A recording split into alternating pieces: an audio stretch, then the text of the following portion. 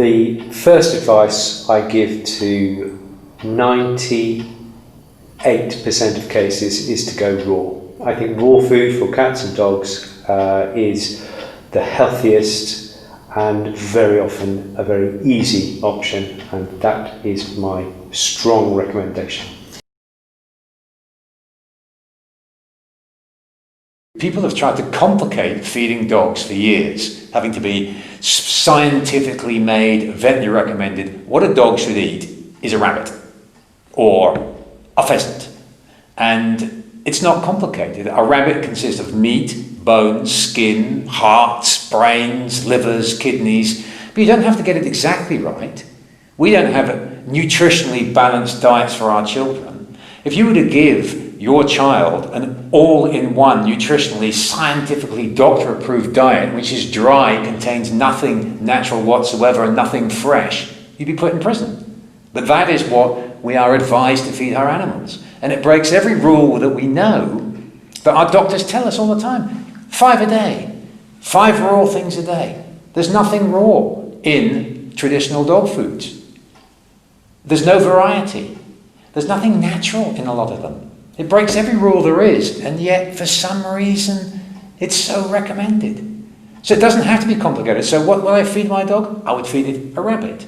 And if you can't find a rabbit, I would get some bones and some meat and some organs and some vegetables, and I'd feed that. And it doesn't have to be an exact amount of bones and an exact amount of meat, and just our bodies sorted out exactly the same as they would do in the wild. We've evolved or our dogs and our cats have evolved for millions and millions of years to live on a rabbit or a bird.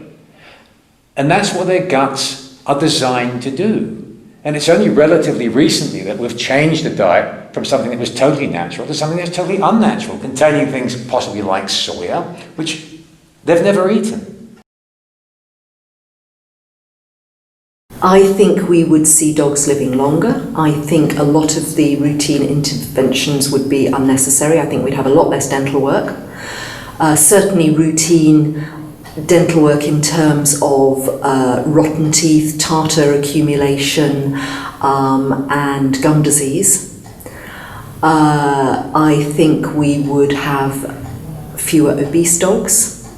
I think I'm probably sticking my neck out, but we may well have fewer skin diseases, fewer heart diseases, fewer cancers. All the big degenerative diseases, I suspect we'd have fewer of.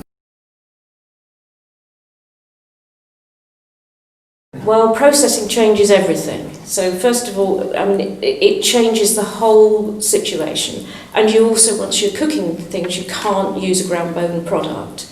And bone is important for so many reasons. It is the fibre of the diet. So rather than feeding lots and lots of vegetables, the bone forms that matrix to actually give a good stool, to take through parasites, to help actually keep that dog healthy.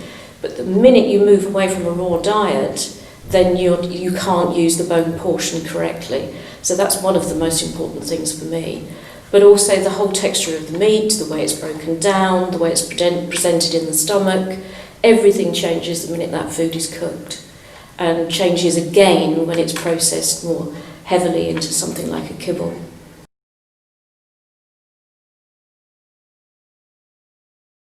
People come in and they're afraid to feed raw food, and I tell them that salmonella does not jump from that piece of meat and get on you.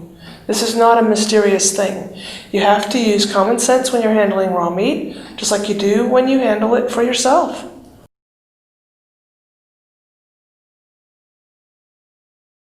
The real problem is that when vets are giving advice on feeding, they mostly don't have any experience of raw feeding, and they are probably affected by the publicity from certain companies implying there can be a risk.